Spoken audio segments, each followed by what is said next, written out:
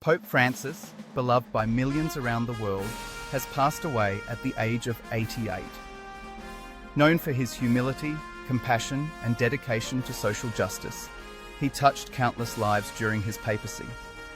Cardinal Farrell announced that, at 7:35, Pope Francis returned to the house of the Father. His legacy will be remembered for his tireless advocacy for the poor, his calls for peace, and his unwavering commitment to building bridges among people of all faiths. Pope Francis died today, Monday, April 21st. The pontiff was in Rome at Casa Santa Marta, where he had been transferred after being admitted to Gemelli.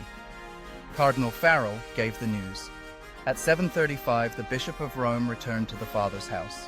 Death of Pope Francis, live news. A stroke, the possible cause of death.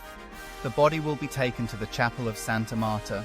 The twilight of Francis, after 88 years of life and more than 12 years of pontificate, brings with it the sensation of something irreversible, the revolution of tenderness triggered by the resignation of Benedict XVI and accomplished by that Calogero priest from the streets, the son of Piedmontese emigrants.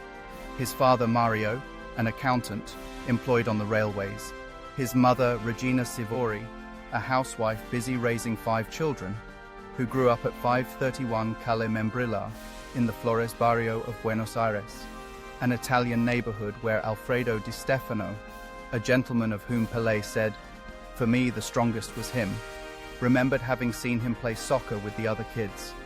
His diploma as a chemical engineer, his vocation, the seminary, and at 21, the novitiate of the society in Córdoba, 700 kilometers from Buenos Aires, accompanied by his parents by bus. Difficult years because many children of well-off rich families studied at the Jesuits, and he would derive from this a sense of loneliness and resentment for that elitist mentality that he would define as the psychology of princes. St. Peter's Square is filling up with the faithful who have learned of the death of Pope Francis. The police headquarters and civil protection are working to prepare the security plan for the coming days in view of the pontiff's funeral.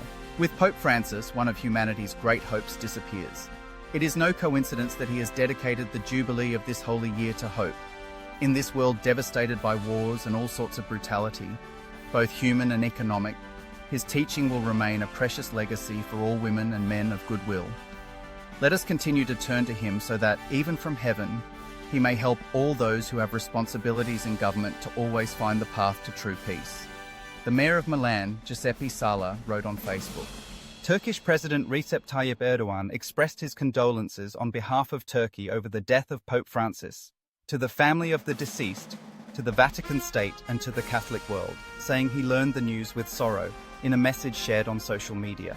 A fraternal sharing of thoughts of peace is what Liliana Segre remembers of Pope Bergoglio, who died today. I am saddened by the death of Pope Francis, the Senator for Life underlined, and I remember the unforgettable and very private meeting of February 3rd and the fraternal sharing of thoughts of peace. Cardinal Vicar for the Diocese of Rome, Baldassare Reina, who announced the death of Pope Francis this morning, will preside over a Eucharistic celebration in suffrage of the Pontiff at 7:00 p.m. in the Basilica of St. John Lateran, to which the priests, deacons, and all the faithful of the Diocese of Rome are invited. Though his voice may fall silent, his message lives on, in every act of kindness, every prayer for peace, and every heart that chooses compassion. Rest in peace, Pope Francis. You will never be forgotten.